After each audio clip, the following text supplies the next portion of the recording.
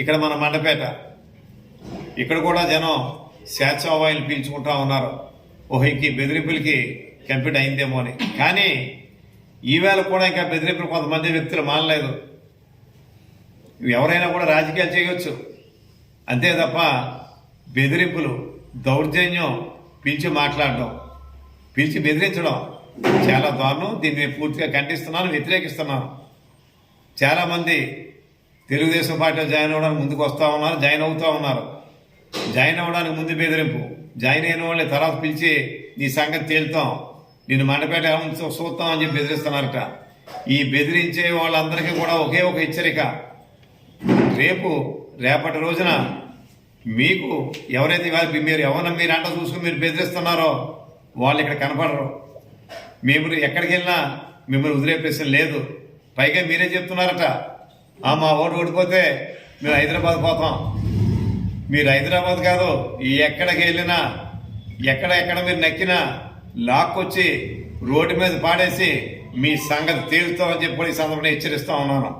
రాజకీయాలు చేయండి, అంతే తప్ప తప్పుడు రాజకీయాలు చేస్తే మాత్రం ఉపేక్షించేది లేదు. వెనకట్లాగా నేను కూడా ప్రశాంతంగా మాత్రం ఉండను, దెబ్బకి దెబ్బ చేసి తీరుతామని చెప్పి కూడా ఈ సందర్భంగా వాళ్ళు హెచ్చరిస్తూ, కబడ్డార్ జాగ్రత్తగా ఉండండి. వాళ్ళ నుంచైనా కంట్రోల్లో లేకపోతే మీ నాలుగు తెగ్గోడి ఖాయమని చెప్పి కూడా ఈ సందర్భాన్ని తెలియజేస్తా ఉన్నాను. రోజున చిలకలూరిపేట ఆ సభ చూస్తే జీవితంలో ఎప్పుడూ అంతమంది జనాన్ని నేను ఎప్పుడు చూడలేదు ఇప్పటివరకు. లక్షలాది మంది. మరి అన్న నందమూరి తారక రామారావు చెప్పేవారు, నేల ఈనిందా ఆకాశాన్ని చిల్లిపడిందా అని. దానికి కొన్ని వందల రెట్ల జనాన్ని ఆ సభ దగ్గర మేము చూడటం జరిగింది. మరి ఎక్కడికెక్కడే ఆ ప్రజా ఉప్పెన ఒక తరంగంలా, ఒక సముద్ర తరంగంలా ఆ జనాన్ని చూస్తే నిజంగా ఒక ఆనందం, ఒక ఆశ్చర్యం.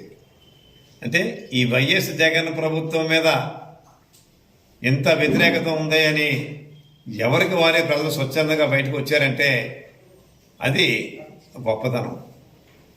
ఒక పక్కన ఎలక్షన్ బోర్డు రావడంతో ఈ యొక్క జగన్ గారి యొక్క రౌడీ బెదిరింపుల నుంచి, ఈ రాక్షస ప్రభుత్వం యొక్క బెదిరింపుల నుంచి బయటకు పడ్డామన్న ఆనందం అక్కడ వచ్చిన ప్రజల్లో కనిపించింది.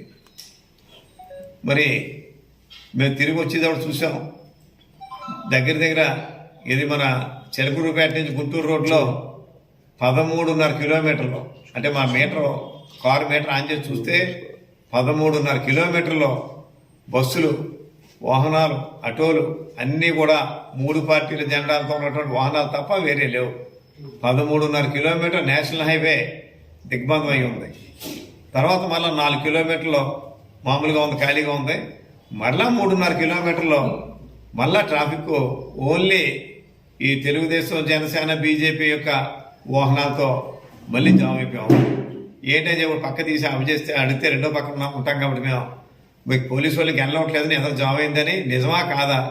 మాకు అక్కడ దాకా వెళ్ళాలని ఉంది అంటే మీటింగ్ అయిపోయాయి కూడా. అంటే నిజంగా ఇది చాలా ఆశ్చర్యం. మీటింగ్ సభాస్థలి అయితే ఎప్పుడో నిండిపోయింది.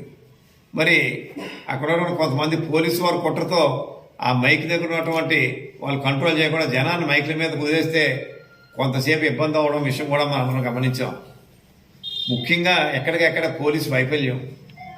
అంటే ఎలాగెళ్ళాలని కానీ లేదా ట్రాఫిక్ని కంట్రోల్ చేద్దామన్నా కానీ ఆలోచన వాళ్ళకి లేకుండా మరి ఉంటమైతే జనం ఏదో 5,000 మంది పెట్టారని చెప్పి మరి న్యూస్లో చూసాం.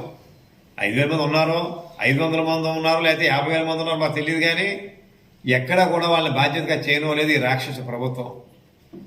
ఏది ఏమైనా స్వచ్ఛందంగా వచ్చినటువంటి ఈ ప్రజలందరికీ కూడా నీరాజనాలు, వారందరికీ ధన్యవాదాలు తెలియజేస్తూ, ఇది